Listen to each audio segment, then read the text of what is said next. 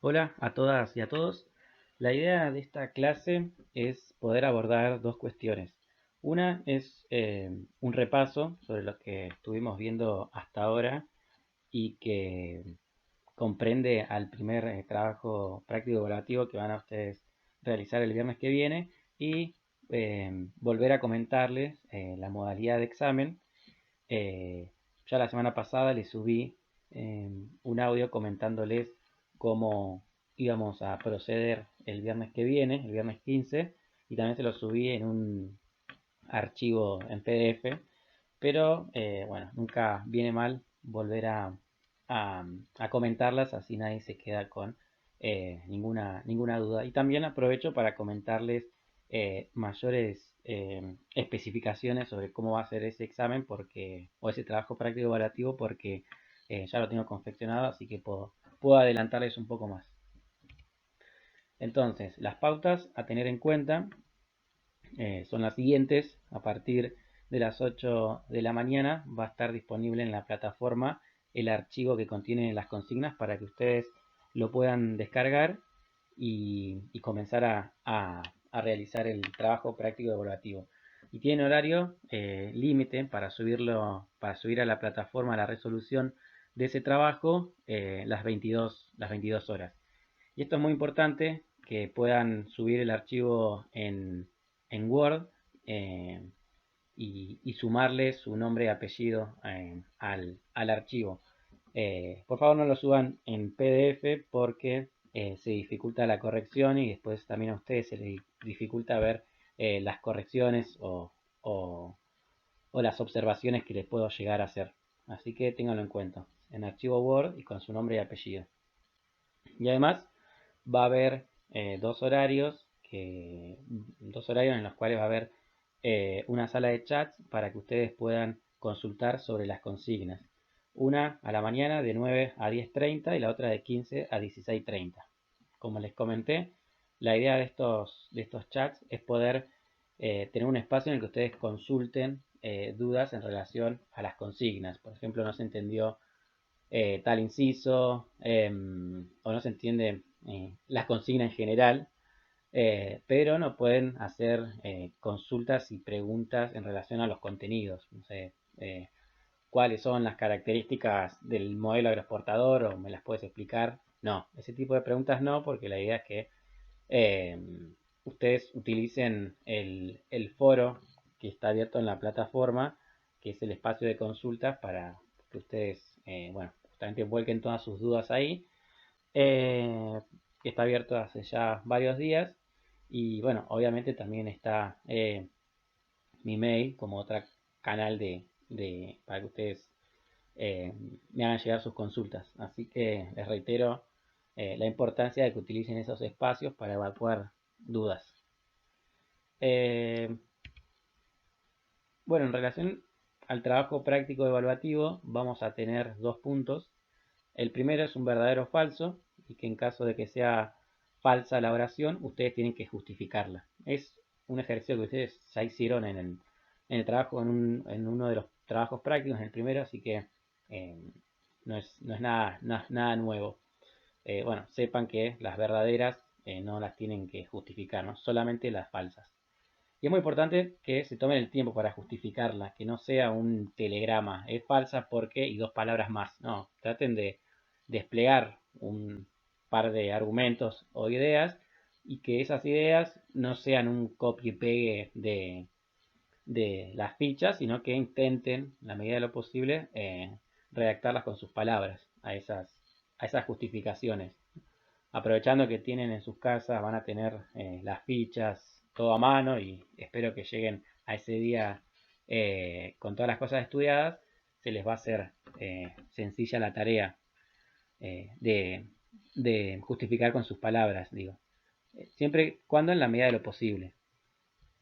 El segundo punto es un multiple choice, es decir, yo les doy una oración, les doy tres opciones y ustedes eligen la opción que crean correcta con una X. Y acá no es necesario justificar ni nada por el estilo, solamente marcan la que ustedes creen correcta.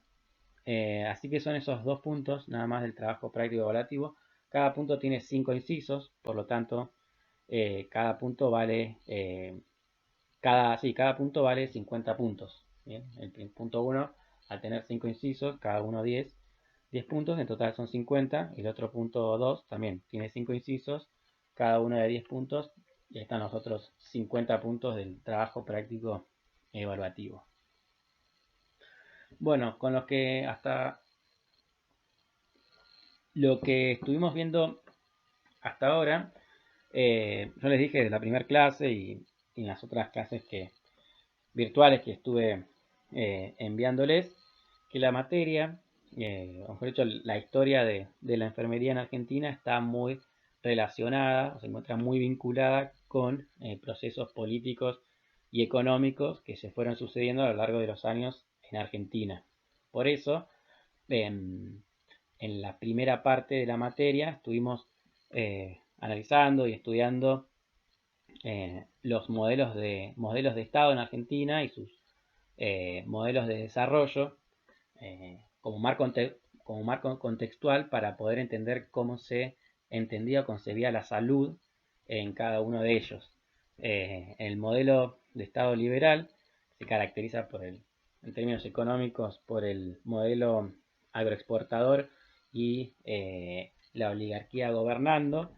En este contexto, la salud era entendida como un asunto privado, no era una cuestión que el Estado debía garantizar, es decir, el Estado no desplegaba políticas públicas tendientes a garantizar el acceso a los servicios públicos de salud a la población, sino que su tarea se reducía a lo que Tobar denomina la policía, o en su texto denomina la policía médica, que parte de la idea de aislar al enfermo y evitar así las propagaciones de las enfermedades.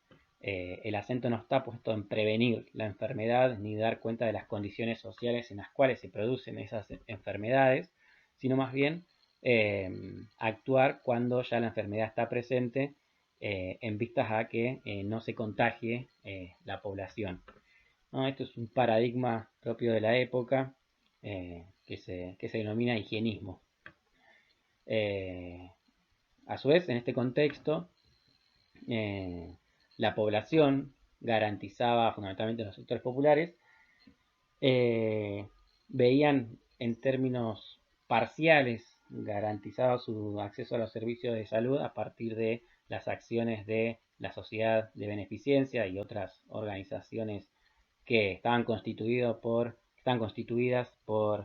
las mujeres o las esposas de los señores que dirigían el país, ¿no? Las señoras de la oligarquía, que obviamente no entendían a la salud como un derecho de los sectores populares, ni mucho menos, sino más bien como caridad.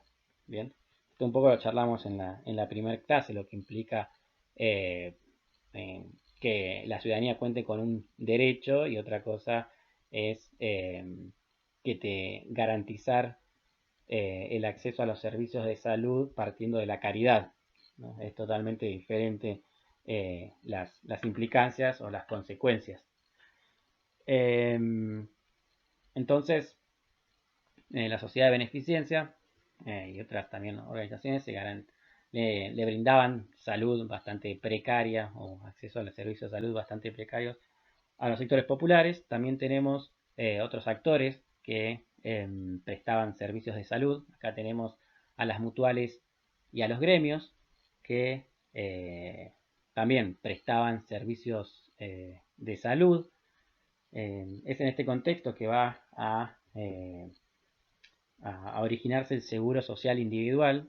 Este seguro social individual contaban fundamentalmente con él los trabajadores y trabajadoras de determinadas ramas de la industria que se encontraban en un sindicato, y cada uno aportaba un dinero mes a mes para formar esta bolsa, podríamos decir, de dinero que constituía el seguro social individual. Y en caso de que, por ejemplo, un trabajador de ese sindicato tuviese un accidente y no podía trabajar, ese seguro social individual le garantizaba un ingreso a él y a su familia para poder subsistir. Ahora bien, las personas que no contaban con un sindicato claramente no podían percibir este seguro social individual. Eh, de más está decir que el Estado, en el modelo Estado liberal, el gobierno no garantizaba este seguro social individual, sino que, como mencionamos en la ficha, son las mutuales, los gremios, las asociaciones, también de inmigrantes. Eh, Tengan en cuenta que a finales del siglo XIX en Argentina llega una ola de inmigrantes muy, muy importante del sur de Europa. Y bueno, muchos de ellos se, se organizaban entre ellos justamente para garantizarse las mínimas condiciones de supervivencia. Y muchos no formaban parte de sindicatos, sino que formaban mutuales a partir de su nacionalidad. Y a partir de, de esas mutuales es que también se garantizaba el seguro social individual. Eh, que después este seguro social individual va a, a evolucionar en la seguridad social universal, que la vamos a mencionar en breve. Este es básicamente el contexto. Luego este modelo Estado liberal entra en crisis, eh, fundamentalmente a partir de finales de la década del 20, con la crisis de 1929, una crisis internacional muy, muy importante que eh, implicó una crisis económica internacional muy, muy fuerte, obviamente, y también tuvo su correlato político. En Argentina tuvo un efecto muy fuerte, puso en jaque el modelo agroexportador y también se llevó puesto el segundo gobierno de Irigoyen a partir del primer golpe de Estado en Argentina encabezado por Uriburu y Justo en 1930. En este contexto se pone en jaque el modelo agroexportador y comienza el proceso de industrialización por sustitución de importaciones y más adelante ya cobra forma lo que se conoce como el estado de bienestar, fundamentalmente con el primer y segundo peronismo. Este estado de bienestar nosotros vimos que va a tener una concepción diferente de la salud, ya no va a ser un asunto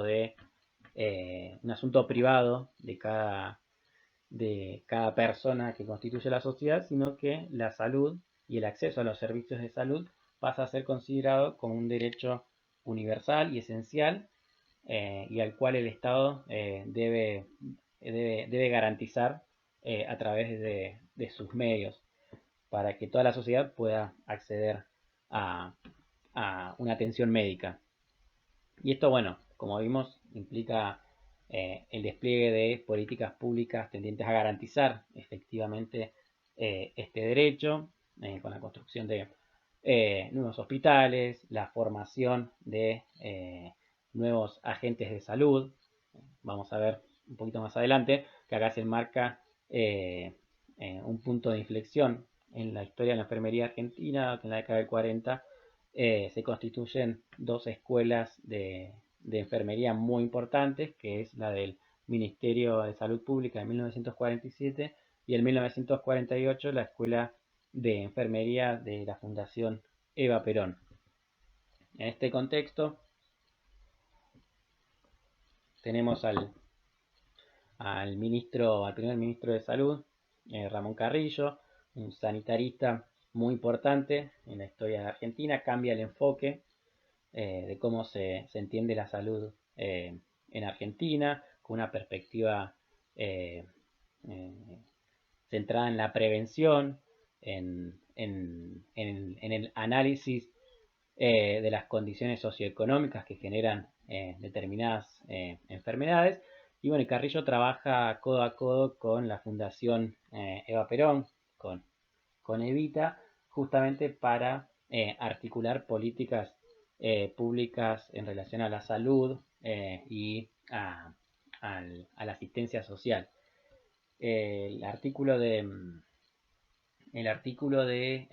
Morrone menciona varios datos en relación a la relación entre Carrillo y Eva Perón, y también el video que yo les recomendé que vean de Felipe Piña, que era optativo, pero que menciona de forma muy interesante, da cuenta de la relación entre Carrillo y Eva Perón y la complementariedad en sus tareas. Él menciona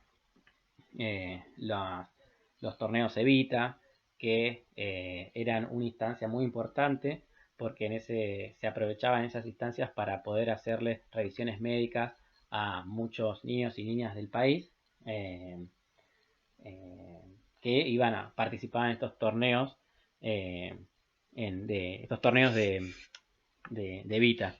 Mismo también el tren sanitario, bueno, toda una serie de medidas que estuvieron coordinadas entre la Fundación Eva Perón y el Ministerio de Salud. Entonces, retomando, en el contexto del modelo de estado de bienestar, la salud empieza a ser garantizada por el Estado y surge la seguridad social universal. ¿Esto qué quería decir? Bueno, que el Estado se va a hacer cargo de brindarle prestaciones sociales a sectores de la población con un alto nivel de vulnerabilidad. El Estado le va a brindar su asistencia. Ahora ya no queda como una cuestión privada, o bueno, mejor dicho, no solamente van a gozar de la seguridad social los trabajadores o aquellos que se encuentran eh, dentro de un gremio o alguna asociación como las mutuales, sino que a partir de la consagración en nuestra Constitución de la seguridad social, así como también el acceso a la educación, a un trabajo digno y demás, el Estado va a hacerse cargo de muchas tareas que antes no realizaba. Y una de ellas es garantizar la seguridad social, la previsión social a la población. Esto implica que eh, frente frente al desempleo, alguien podía cobrar una pensión frente a una discapacidad o eh, alguna situación que le impedía trabajar. El Estado también le brindaba o sea, un apoyo económico, es decir, todo un entramado de políticas públicas tendientes a garantizar la salud de la población, la seguridad social universal, que como mencioné antes, es el estadio posterior a el seguro social individual del modelo de Estado liberal, seguro social individual.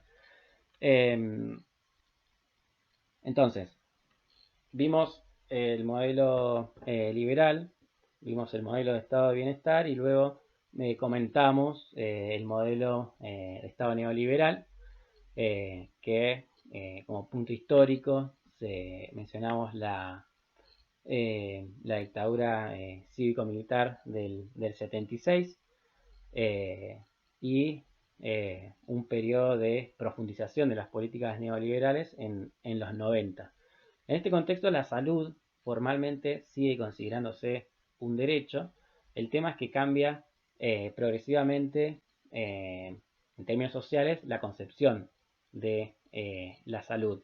La salud ya no es un bien esencial, sino pasa a ser un bien, una mercancía más. Es decir, antes del neoliberalismo había determinadas esferas de la actividad humana que no estaban mercantilizadas, es decir, no estaban atravesadas por la lógica del dinero. A partir del neoliberalismo todas nuestras esferas están atravesadas por el dinero. No es casualidad que a partir del 70 comienzan a cobrar mucha relevancia las empresas prepagas de salud, justamente porque se le abre el negocio de la salud a empresas privadas que no se rigen, obviamente, con finalidades altruistas o no aspiran al bien común, sino que tienen afán de lucro. Bien. Nosotros, bueno, los que tienen obras sociales privadas son consumidores más, así como algunos consumen Netflix, eh, internet, cablevisión y demás, otros consumen obras sociales. El bien que se está tutelando claramente uno es la salud, que es muy relevante, pero en el neoliberalismo todo se equipara, todo está atravesado por la lógica del dinero y a lo largo de todos estos años vemos, ¿no?, las consecuencias que esto trae aparejado. Ahí en la ficha mencionamos algunas consecuencias de las políticas neoliberales. Algunas de ellas se lograron implementar, otras por suerte no, a partir de la resistencia social y la lucha política y social, no lograron materializarse, pero muchas de ellas sí. Y, por ejemplo, vimos que la descentralización de los servicios de salud a las provincias y a los municipios, eh, todo esto acompañado con un discurso de que a las provincias, al prestar los servicios, y los municipios iban a tener como mayores recursos para poder gestionar esos hospitales. Eh, en el discurso era muy lindo, pero en la práctica esto fracasó rotundamente porque además iba acompañado de la no transferencia de recursos. Por tanto, la situación fue muy compleja y hasta el día de hoy sigue siendo compleja, y una crisis sistémica terminal y continua del sistema público de salud, que en los contextos que estamos viendo ahora de pandemia y demás, se evidencian aún más las falencias del sistema de salud público en Argentina. Luego, después tenemos otras consecuencias. Bueno, el abordaje tecnocrático, es decir, se entiende a la salud como un asunto de especialistas y de técnicos que son los únicos capaces de diagramar políticas públicas, implementarlas, analizarlas y demás. Bueno, y esto también se aplica no solamente en el ámbito de la salud, sino también de la educación o mismo de la economía, ¿no? Son asuntos de expertos y de expertas, y el ciudadano común no tiene como las herramientas teóricas e intelectuales para analizarlas y, y poder saber lo que funciona o no. Claramente estamos en un momento en el cual podríamos repensar eso y cómo nos viene yendo hace muchos años con esta concepción de que determinados temas son asuntos de expertos. Claramente van pasando los años y la situación en materia de salud se viene complicando más, o se viene eh, degradando más, lo mismo que sucede en la educación. Pero bueno, otra discusión. Otras consecuencias también: la focalización de la provisión pública, con esta idea de que el que pueda pagarse, se tiene que, o sea, que pueda pagarse la obra social, que se atienda con las prepagas, y el Estado centra sus recursos en proveer un buen servicio a los que lo necesiten. Obviamente este discurso también bastante falaz, porque en la práctica esto no sucede. No es que se descomprime el sistema de salud porque muchos y muchas optan por el privado, entonces hay más recursos para mejorar el servicio público de salud. Claramente esto no sucede. Bueno, otras consecuencias: el fortalecimiento del sector privado. Eh, sí, creo que las mencioné a todas las consecuencias que están en la ficha. Entonces, este era más o menos, medio un poco abuelo de pájaro, el repaso de los modelos de Estado y las concepciones de la salud. Después, otro tema que vimos que, que se enmarca en esto de los modelos es lo que representaron las escuelas de enfermería que, que mencionamos antes: la Escuela de Enfermería del Ministerio Público y la Escuela de Enfermería de la Fundación Eva Perón. El texto de Morrone tiene como mucha información. Yo en la clase que vimos este tema, y ahora se lo repito, me gustaría que se centren únicamente en eh, los pasajes donde se hace una comparativa de las escuelas, las diferencias en los perfiles, más allá de que ambas escuelas aspiraban a una formación técnica y científica de sus estudiantes, eh, pero había claras diferencias en relación al perfil, ¿no? En la escuela del ministerio, un perfil implícitamente religioso, con todo lo que ello implica, es decir, entender a la enfermería como una vocación, con una idea de subordinación o mejor dicho, la idea de una fuerte jerarquía dentro de el ámbito de la salud, donde la enfermería, donde el enfermero o la enfermera es un actor dependiente del médico. También vimos que se desdibuja un poco en el perfil de las egresadas del ministerio la idea de la enfermería como un trabajo capaz de garantizar la autonomía económica de las mujeres. Bueno, también se pone mucho énfasis en, en un perfil de la mujer bastante conservador. Un pasaje del capítulo de Morrones se plantea que los requisitos estaban que tenían que ser mujeres entre 16 y 32 años, eh, viudas y sin hijos, porque subyacía la idea de que las mujeres sin hijos en este periodo iban a canalizar su instinto maternal en el cuidado de los enfermos. Bueno, tenemos ahí una concepción bastante machista y patriarcal de la mujer, que está muy presente en el perfil de las egresadas del Ministerio de Salud Pública, de la Escuela del Ministerio. Y luego tenemos la escuela de la Fundación Eva Perón, que cultivaba otro perfil.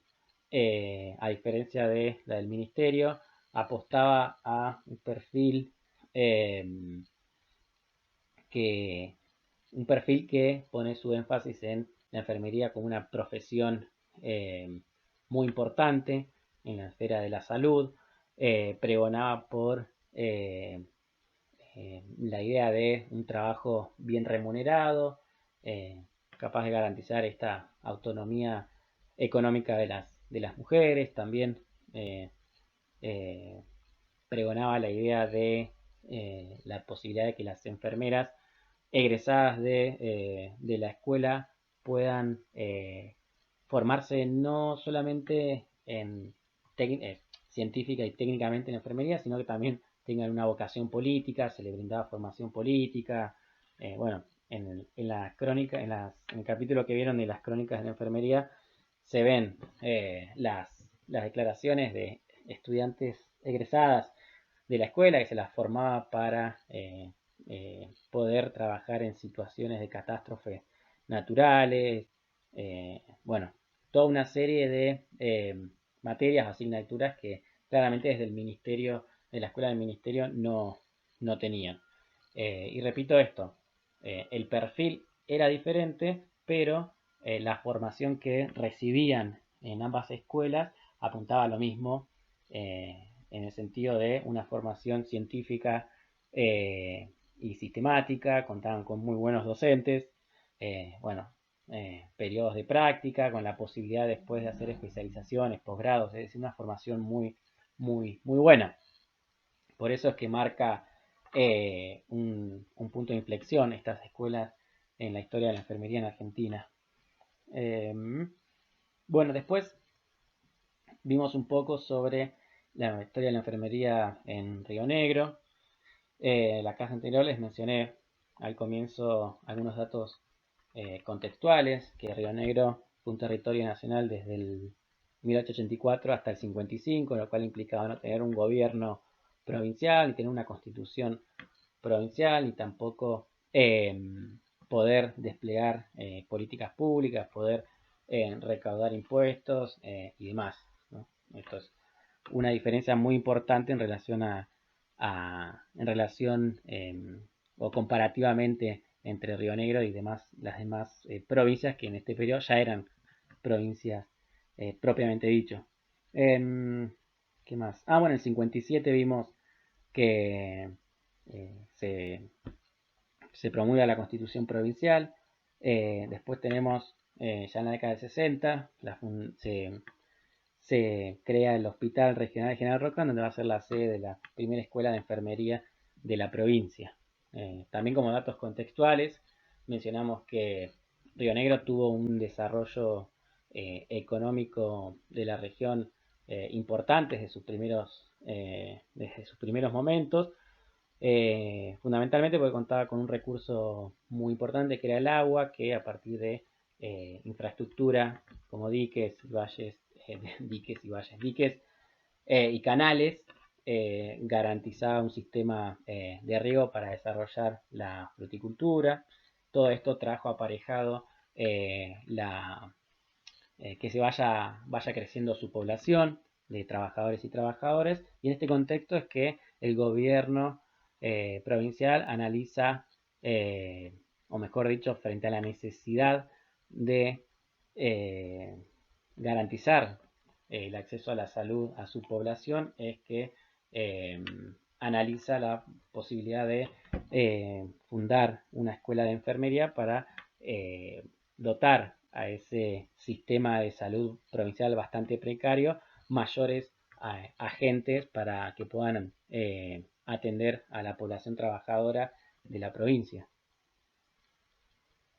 Va a ser justamente este contexto de emergencia que va a marcar las diferencias entre la formación de las enfermeras en Río Negro en comparación a las de la capital federal o de las grandes urbes de Rosario, Córdoba o mismo de las escuelas de enfermería de la provincia de Buenos Aires.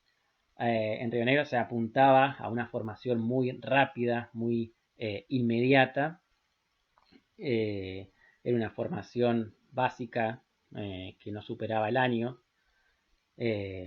más teniendo en cuenta que muchas de las enfermeras que ejercían la profesión eran empíricas, es decir, no tenían una formación teórica o una formación académica. Por eso, en un primer momento, se va a apuntar a formar a mujeres que no hayan tenido ningún acercamiento a la profesión, y las empíricas que ya tenían una práctica en su haber, les brindaban la formación junto con enfermeras que venían de otras zonas, de otras provincias, de Buenos Aires, de Rosario, de Córdoba, etcétera, venían a la escuela de enfermería del Hospital de Roca a partir obviamente de un incentivo económico para formar a enfermeras. Luego, ya a finales de los 60, 70 es cuando las empíricas tienen la posibilidad de realizar su reconversión. Habíamos dicho que reconvertirse quería decir sumar estudios para poder tener el título de auxiliares, ¿no? Pero lo que me gustaría que se queden es esto, como estamos hablando de las escuelas de enfermería en la década del 40, con la escuela del ministerio y la escuela de la fundación, y recién en Río Negro tenemos la primera escuela de enfermería en cada del 60, y recién a finales, o sea, en el 70, se produce una mejora cualitativa en la formación, como mucha diferencia, mucha brecha eh, en, en materia de formación. Yo también había comentado que este es un tema que no está muy estudiado, la historia de la enfermería en Río Negro, mismo en Neuquén, tampoco es un tema muy estudiado. Yo les hice una adaptación de la tesis, del capítulo 4 de la tesis de una investigadora que aborda el tema. Pero bueno, una compañera me preguntó si tenía algo sobre Neuquén, todavía estoy buscando, para poder darles, así tienen al menos un vistazo para quien quiera saber un poco más de la historia de la enfermería en Neuquén. Bueno, voy a cortar acá si no se hace tan largo. Estudien, no, como pequeño consejo, no esperen al viernes a ponerse a estudiar, a leer y después intentar resolver el trabajo práctico, porque no les va a alcanzar el tiempo, así que les aconsejo fuertemente que vayan estudiando, leyendo y evacuando sus dudas en el foro. Así que nada más, y estamos en contacto. Y espero que anden todos y todas bien.